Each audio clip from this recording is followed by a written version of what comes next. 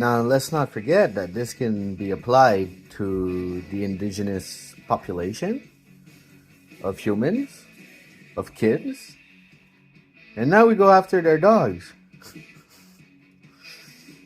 It is what it is. And today's vlog will be in two parts because I'm limited to 10 minutes based on the Instagram limitations, so I'm gonna stick with that. Now, sometimes I make reference to Stereanima, and sometimes I make reference to Stereanimal. Sometimes I mix up the two, sometimes I forget which one came first. It's a pronunciation, but an interesting tidbit is that anima, without the L, means the word soul in Latin. Add the L in French, and you're an animal.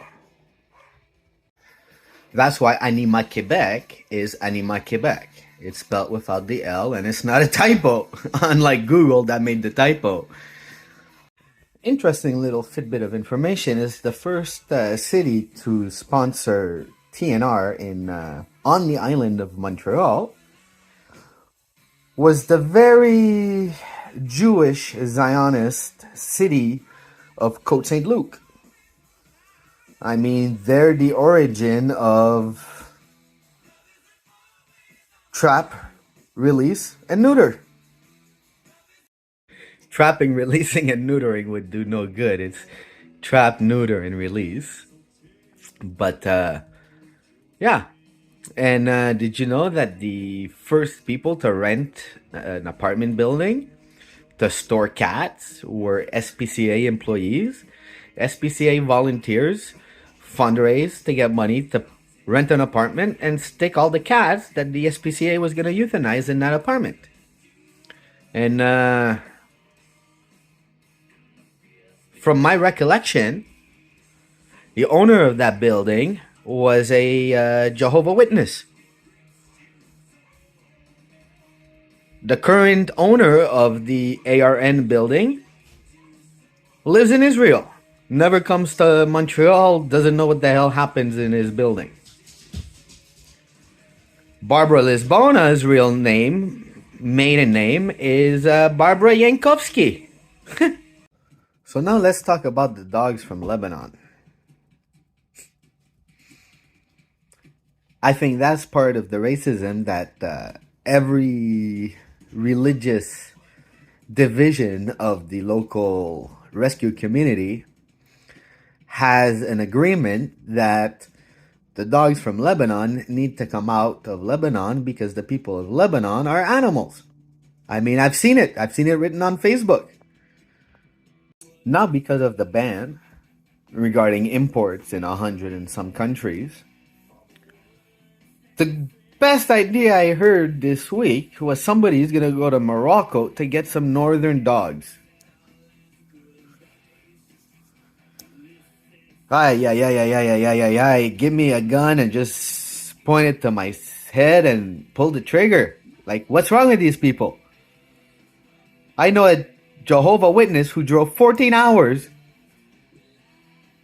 to go to Chicago only to find out that it's horrible and to drive back with the dog. All you had to do was ask the rescue community in Chicago what the hell's happening in Chicago, and they would have told you. It's horrible. It's 20 times worse than Montreal. But instead, they follow notifications. They got a notification. Oh, we should try this. We should try this. Maybe so-and-so can help. Let me share this post. From Montreal to fucking Chicago, 14 hours doing that. Jehovah's Witness. It is what it is. Some of the videos are cutting short on the stories because they're longer than a minute. Some of them are a minute, 10 seconds or whatnot. So the full video will be posted tonight on my website. Dedicated section for this one. That way nothing will be cut up by these story uploads. But yeah, So, if we're bringing in weapons from up north, what do you think we're importing from Lebanon? Terrorists. Terrorist dogs that are now roaming the streets, driving from Montreal to Chicago, following the cuckoo's nest. That actually happens to be empty because the bird is flying. So now the great idea is, why do we need to rescue from overseas when we have all these northern dogs that need help? Well,